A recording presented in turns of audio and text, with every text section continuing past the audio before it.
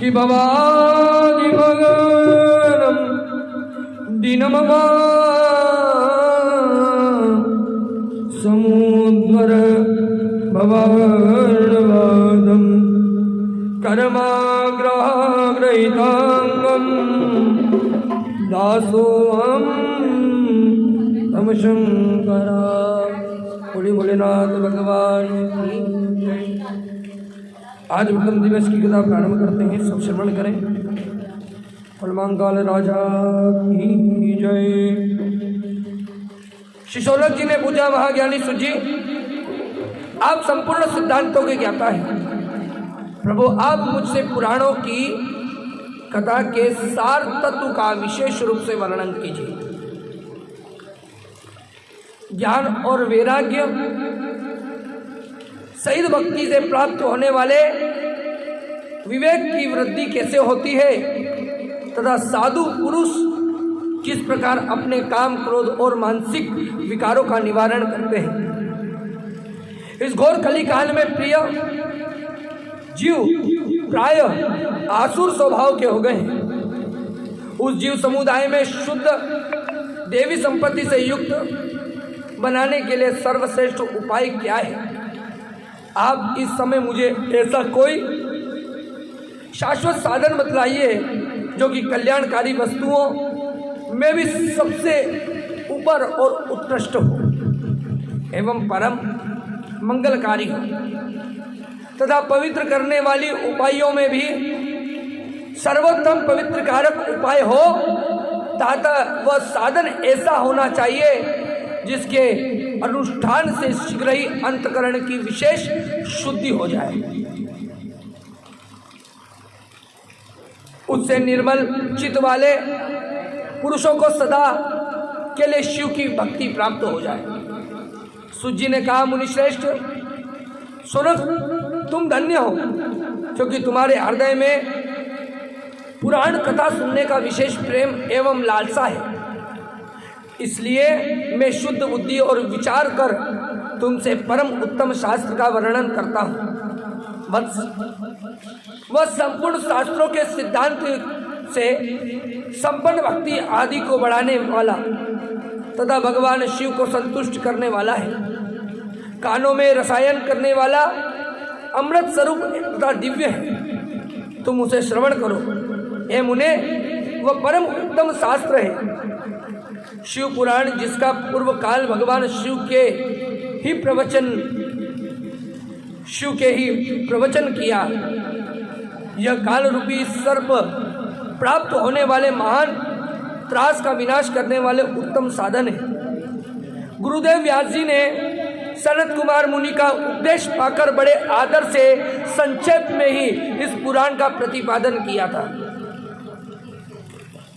इस पुराण के प्रणयन का उपदेश है कि कलयुग में उत्पन्न होने वाले मनुष्यों परम हित का यह शिव पुराण एक परम उत्तम शास्त्र है। शब्द हरा समझ।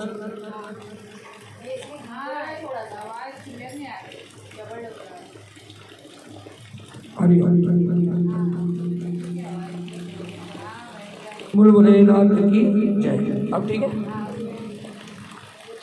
उसे इस भूतल पर भगवान शिव का वाणमय स्वरूप समझना चाहिए। सब प्रकार से इसका सेवन करना चाहिए। इसका पठन और श्रवण सर्वसाधारण रूप है। इससे शिव को भक्ति को पाकर श्रेष्ठतम स्थिति में पहुंचा जा सकता है। मनुष्य शीघ्र ही शिव पद को पा लेता है। संपूर्ण यत्न करके मनुष्यों को इस पुराणों को पढ़ने की इच्छा की है अथवा इसके अध्ययन को अभिष्ट साधन मानना चाहिए। इसी तरह इसका प्रेम पूर्वक श्रवण भी संपूर्ण मनोवांछित फल को देने वाला है। भगवान शिव के इस महापुराण को सुनने से मनुष्य के सब पाप मुक्त हो जाते हैं। इस जीव में बड़े बड़े उत्कृष्ट भोगों का उपभोग, अंत में शिवलोक की प्राप्ति होती है। मतलब जीवन में सब प्रकार का भोग प्राप्त करता है और अंत में भगवान शिव के पास में जाता है। यह शिव पुराण नामक ग्रंथ 24,000 श्लोक से युक्त है। कितने हजार श्लोक से? 24,000 श्लोक से। इसकी 7 संहिता है। कितनी संहिता है? 7 संहिता। और मनुष्य को चाहिए कि वो भक्ति, ज्ञान और वैराग्य से संपन्न बड़े आदर से इसका श्रवण करें। 7 संहिताओं से युक्त यह दिव्य शिव पुराण परम ब्रह्म परमात्मा के समान विराजमान है, सबसे उत्कृष्ट गति प्रदान करने वाला है। जो निरंतर अनुसाधन पूर्वक शिव पुराण को वाचता है, मतलब कहता भी है अथवा नित्य पूर्वक इसका पठन करता है, वो पुण्यात्मा है, इसमें कोई संशय भी नहीं है। जो उत्तम बुद्धि वाले पुरुष अंत काल में भक्ति पूर्वक इस पुराण को सुनते हैं, उस पर भगवान अत्यंत प्रसन्न होकर भगवान महेश्वर अपने पद धाम प्रदान करते हैं। जो प्रतिदिन आदर पूर्वक इस शिव पुराण का पूजन करता है, वह इस संसार में संपूर्ण भोगों को भोगकर अंत में भगवान शिव के पद को प्राप्त कर लेता है। जो प्रतिदिन आलस से छोड़कर रेशमी वस्त्र आदि से, वेस्टर्न से इस शिव पुराण का सत्कार करता है, वह सदा सुखी होता है। यह शिव पुराण निर्मल तथा भगवान शिव का सर्वरूप है। जो रेशमी वस्त्र से भगवान शिव पुराण की पूजन करता है या भगवान भोलेनाथ की पूजन करता है, तो वो सर्वश्रेष्ठ है। उनको सब प्रकार की जो भी मनोकामना है वो पूर्ण होती है। यह लोक में परलोक में सुख चाहता हो तो आदर के साथ प्रयत्न पूर्वक इसका सेवन करना चाहिए। निर्मल एवं उत्तम शिव पुराण धर्म, अर्थ, काम और मोक्ष चारों का पुरुषार्थ देने वाली है। अतः सदा प्रेम पूर्वक इसका श्रवण एवं विशेष पाठ करना चाहिए। महाभाग जी, आप धन्य हैं, परमार्थ तत्व के ज्ञाता हैं। आप कृपा करके हम लोग को बड़ी अद्भुत और दिव्य कथा सुनाई है। भूतल पर इस कथा के समान कल्याण कारण कोई सर्वश्रेष्ठ साधन दूसरा कोई और नहीं है। यह बात हमने आज आपकी कृपा से निश्चय पूर्वक जान ली है। कलयुग में इस कथा के द्वारा कौन कौन पापी शुद्ध होते हैं, उन्हें कृपा पूर्वक बताने और जगत को कृतार्थ कीजिए कि इसको सुनने से और कितने पापी शुद्ध हुए।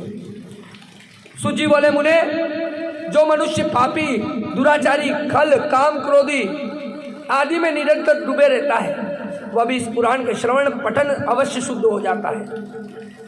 इसी विषय में जानकर मुनि एक प्राचीन इतिहास कहता हूँ, ध्यानपूर्वक उदाहरण देता हूँ, सुनो। श्रवण मात्र से पापों का पूर्णतः है नाश हो जाता है। किसका? पापों का।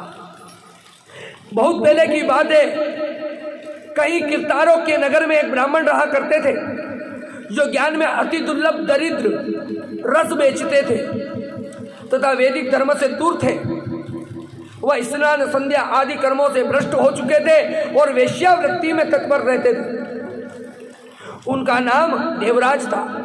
वो अपने ऊपर विश्वास करने वाले लोगों को ठगा करते थे और उनसे ब्राह्मणों, क्षत्रियों, वेश्यों, शूद्रों तथा दूसरों के अनेक बहानों से मारकर उनका धन हड़प लिया करते थे। परंतु उस पापी का थोड़ा सा भी धन कभी धर्म के काम में नहीं लगा। वो वेश्यागामी हो चुका था और अनेक प्रकार से आचर से भ्रष्ट हो चुका था। मतलब वो पूरी तरह से क्या हो गया था? भ्रष्ट हो चुका था। जैसे आजकल के ज़माने में भगवान की भक्ति करने वाले बहुत कम मिलेंगे। आजकल सब भ्रष्टवाड़े में या किसी भी प्रकार से उपवास करेंगे तो पहले खाने को चाहिए, बाद में उपवास होगा।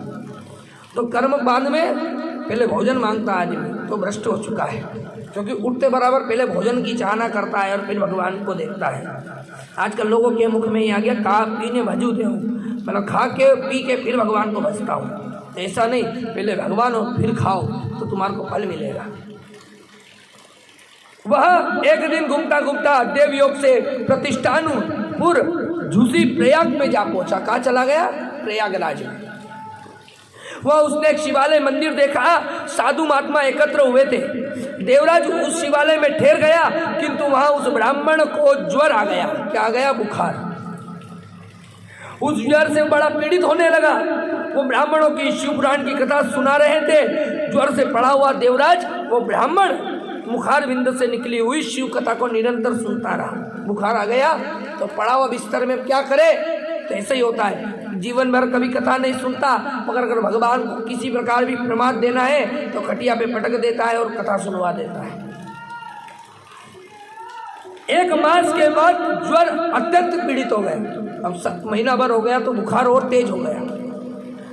और चल बसा। यमराज के दूत आए और उसे पास में बांधकर बलपूर्वक यमपुरी ले गए। इतने में इस शिवलोक से भगवान शिव के पार्षद गण आए। गोर अंग कर्पूर के समान कर्पूर कौरम जनावतार, भगवान कर्पूर के समान श्वेत वर्ण,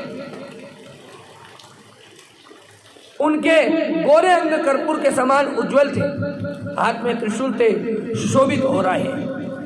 उनके संपूर्ण अंग भस्म से उभासित थे। रुद्राक्ष की माला गले में शरीर की शोभा बढ़ा रही थी। वो सबके सब क्रोध पूर्वक यमपुरी में आ गए थे, क्योंकि भगवान के कानों में श्रवण कर नाम श्रवण कर देव जगह जाना था, तो ये यमलोक ले गए थे। क्योंकि भगवान की कथा तो कानों में पड़ जाए तो आदमी तर जाता है, मगर यमराज के दूत इन्हें उठाकर यमपुरी में ले गए थे। जैसे क्रोध पूर्वक यमराज के दूतों को बारंबार समझाकर धमकाकर उन्होंने देवराज को उनके चंगुल से छुड़ा लिया। अत्यंत अद्भुत विमान पर बिठाकर जब शिवदूत कैलाश को जाने उद्यत हुए, उस समय यमपुरी में बड़ा भारी कोलाहल मच गया। क्या मच गया? कोलाहल, हल्ला मचने लगा। सुनकर धर्मराज अपने भवन से निकले और साक्षात दूसरे रुद्र के समान प्रतीत होने वाले उन चारों दूतों को देखकर धर्मज्ञ धर्मराज उनका विधि पूर्वक पूजन किया। जो शिव जी के गण आए थे उन सबका धर्मराज जी ने पूजन किया। ज्ञान दृष्टि देखकर सारा वृत्तांत जान लिया और उन्होंने भय के कारण भगवान शिव के उन महात्मा दूतों को कोई बात नहीं पूछी, उल्टे ही सबकी पूजा एवं प्रार्थना की।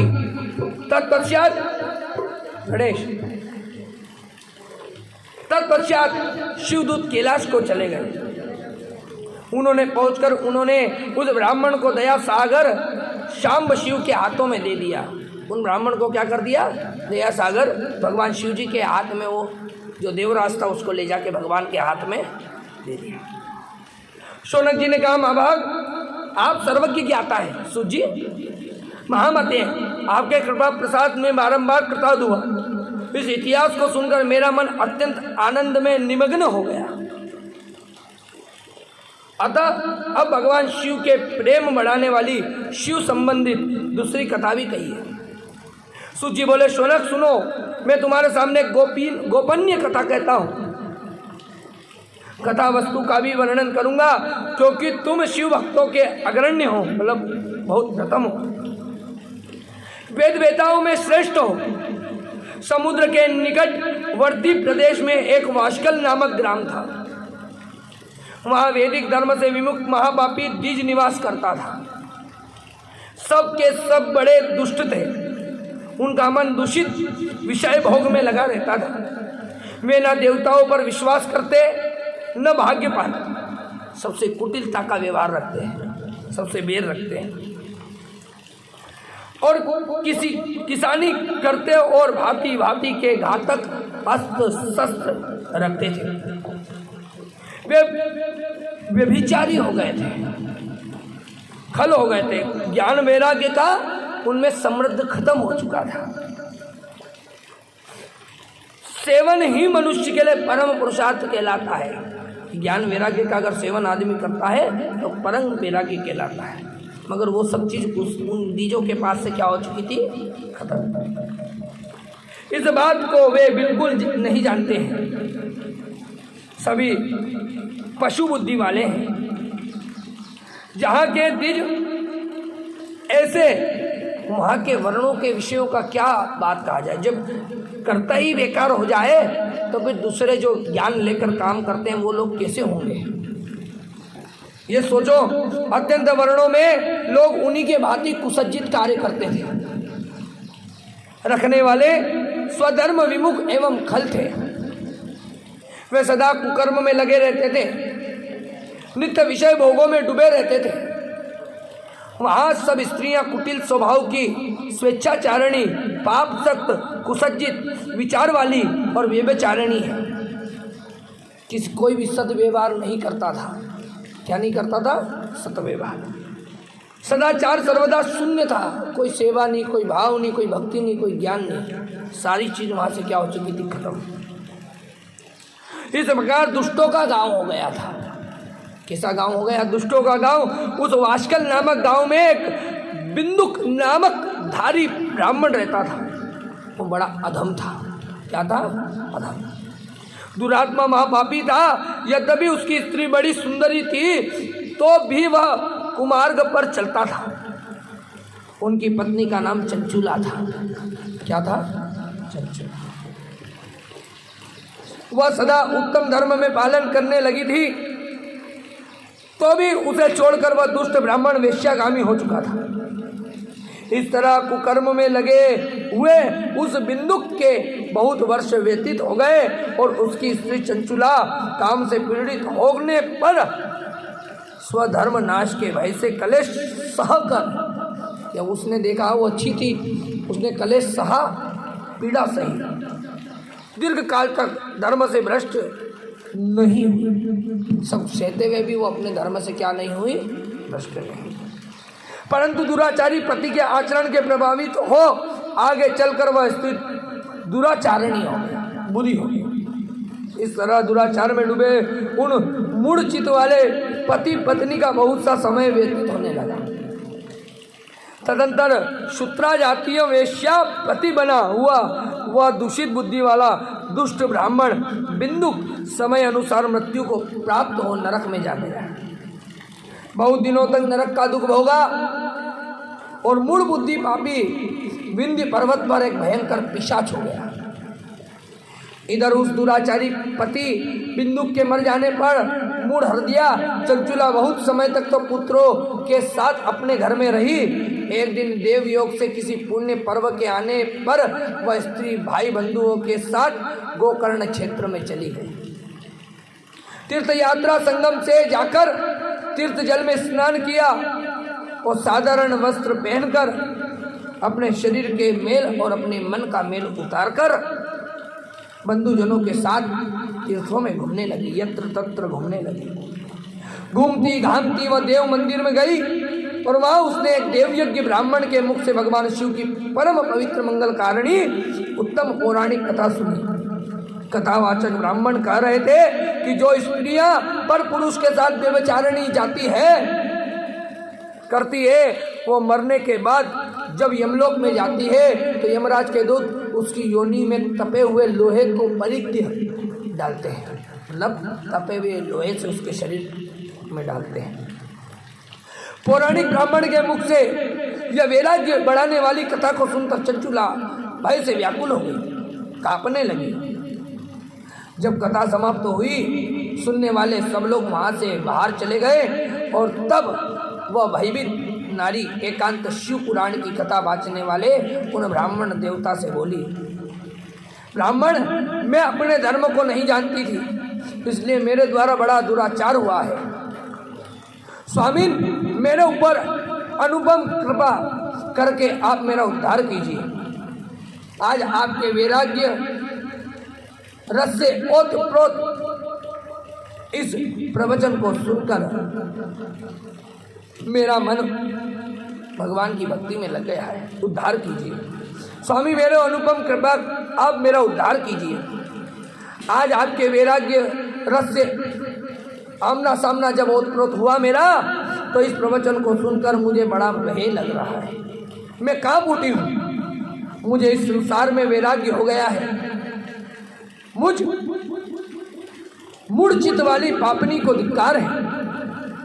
मैं सर्वदा निंदा के योग्य हूँ, कुसज्जित विषयों में फंसी हुई हूँ, अपने धर्म से विमुख हो गई हूँ। हाय न जाने किस किस घोर कष्टदायक दुर्गति में मुझे पड़ना होगा। कौन बुद्धिमान पुरुष कुमार्ग मन लगाने वाली मुझ पापिनी का साथ देगा कि कौन सा पुरुष जो गलत कार्य करती हो स्त्री उसका कोई अच्छा पुरुष कोई साथ देता है? नहीं देता। तो वो पंडित जी से यही कह रही है कि मेरा जीवन में तो बहुत गलत हो गया, अब मेरा साथ कौन देगा? चंचुला कह रही है। चंचुला जब ब्राह्मण से कह रही है बुद्धिमान पुरुष कौन मेरा साथ देगा, मृत्यु काल के भयंकर यमदूत कैसे देखूंगी जब वो बलपूर्वक घसीटते हुए फंदा डालकर मुझे ले जाएंगे। जब मैं उन बलपूर्वक जब गले में फंदा डालकर ले जाएंगे मैं कैसे धीरज धारण कर सकूंगी।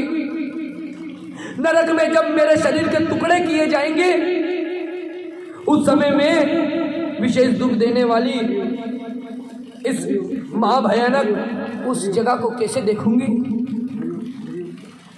हाय, मैं मारी गई, मैं जल गई, मेरा हृदय विदर्ण हो गया और मैं सब प्रकार से नष्ट हो चुकी हूँ, क्योंकि हर तरह के पाप में डूबी हुई हूँ। हे ब्राह्मण, आप ही मेरे गुरु हैं, आप ही माता और आप ही पिता हैं। आपकी शरण में आई हूँ, मुझ दिन अबला के आप ही उद्धार कर दीजिए। शौनक जी कहते हैं, सुजी शौनक जी से कहते हैं, शौनक इस प्रकार खेद वैराग्य से युक्त हुए वह चंचुला ब्राह्मण देवताओं के दोनों चरण में गिर पड़ी। तब उन बुद्धिमान ब्राह्मण ने कृपा पूर्वक उसे उठाया और इस प्रकार कहा। ब्राह्मण बोले, नारी, सौभाग्य की बात है कि भगवान शंकर की कृपा से शिव पुराण की इस वैराग्य युक्त कथा को सुनकर तुम्हें इस समय चेतना आ गई, क्योंकि अंतिम समय चाहे कभी भी आए, भक्ति कभी भी प्रकट हो जाए, अंतिम समय कहते हैं आदमी को ज्ञान होता है। एक पहला गर्भ में प्रार्थना करता है भगवान से, बोलता है भगवान अगर मैं पृथ्वी पर आऊँगा तो तेरी भक्ति करूँगा। दूसरा जब मंदिर में जाता है तो कहता है भगवान इस संसार में क्या रखा है, तेरी भक्ति करूँगा। तीसरा जब शमशान में जाता है कहता है भगवान तेरी भक्ति करूँगा, और जैसे ही घर आता है सारी भक्ति से विमुख हो जाता है, वापिस इस जंजाल में पड़ जाता है।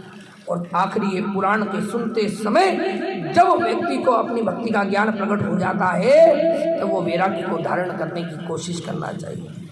जीव संसार में जितना छूट सके छोड़ो और भगवान की भक्ति में वैसा मन लगाना चाहिए। कर्म करता कार्य तो हमको करना है, पहले गृहस्थी का कर्म फिर जाकर भगवान का कर्म करें। सर्वप्रथम स्त्रियों का धर्म है पति की सेवा, पहले पति की सेवा, नहीं पति तो भगवान नारायण की सेवा करें और दूसरा जाकर भगवान की उपासना करें, तो उसका जीवन शीघ्रता अच्छे कर्मों में लगता हुआ भगवान परम धाम को चला जाता है। क्योंकि 100 वर्ष की आयु छोटी है। देखते देखते अभी इस कोरोना महामारी में कितने ही व्यक्ति कब चले गए कोई मालूम नहीं पड़ा, आयु की भी कोई गणना नहीं मालूम पड़ी। इतने अच्छे अच्छे व्यक्ति जो मंदिर में आते थे उनका कैसे कैसे मृत्युओं को प्राप्त हो गई कोई मालूम नहीं पड़ा। पल में आदमी अपना शरीर छोड़ के चले गए। हमारे बड़े गुरु महाराज और दोनों माता जी दोनों इस बिना कोरोना की बीमारी से, मगर इस कोरोना महामारी के अंतर्गत वो चले गए। भगवान की भक्ति में गए क्षण में, मगर समय कितनी देर नहीं लगती। काल आता है तो कोई देर नहीं लगाता है। अरे अच्छा है जिस समय भी ज्ञान की प्रकटता हो जाए उस समय भगवान का भजन कर लो। कोई भगवान के भजन का कोई समय निश्चित नहीं है। जब भक्ति वैराग्य ज्ञान उत्पन्न हो जाए तब भगवान का भजन कर लो। हे चंचुला, तू तो बड़ी भाग्यवान है जो तेने भगवान शिव की इस भक्ति को करना चाहा। और भगवान शिव की जो भक्ति करता है वो शिवलोक को प्राप्त करता है। उत्तम कथा सुनने से ही तुम्हारी बुद्धि युक्त और शुद्ध हो चुकी है। तेने जरा सी कथा सुनी, मगर तेरी वो जरा सी कथा सुनने से तेरी भक्ति क्या हो गई, शुद्ध हो गई। साथ ही तुम्हारे मन विषयों के प्रति वैराग्य हो गया है। पश्चाताप पाप हरने वाली पापियों के लिए सबसे बड़ा प्रायश्चित है। सत्पुरुषों ने सबके लिए पश्चाताप से समस्त पापों को शोधक बतलाया है। पश्चाताप मतलब प्रायश्चित। अगर हम प्रायश्चित कर लेते हैं, किसी चीज का क्षमा मांग लेते हैं, तो समझो हम सारे पापों से मुक्त हो गए। शोधवर्धक बताया गया है। पश्चाताप करने से पाप की शुद्धि होती है, और पश्चाताप करता है वो वास्तव में पापों का प्रायश्चित करता है, क्योंकि सत्पुरुषों ने समस्त पापों की शुद्धि के लिए प्रायश्चित बनाया है। और प्रायश्चित हम जैसे पूजन करते हैं, पाठ करते हैं, यज्ञ पूजन करते हैं, तो उसमें हम प्रायश्चित कैसे करते हैं, आखिरी में पुष्पांजलि होती है, और पुष्पांजलि के बाद क्या कहते हैं कि यानी कानी च पापानि और जन्मायंतर कृतानि च तान सर्वाणि रक्षन्तु प्रत्यक्षयान्तु पदे पदे। भगवान शिव हम प्रायश्चित करते हैं। और फिर क्या कहते हैं, मंत्रहीन न मंत्र जानता हूँ, क्रियाहीन न क्रिया मालूम है, भक्तहीन न भक्ति जानता हूँ सुरेश्वर। हे भोले, ना मैं भक्ति जानता हूँ, ना ज्ञान जानता हूँ, ना किसी प्रकार का मंत्र अच्छी तरह से जानता हूँ। मंत्रहीन क्रियाहीनम भक्तहीनम सुरेश्वरा यत् पूजितो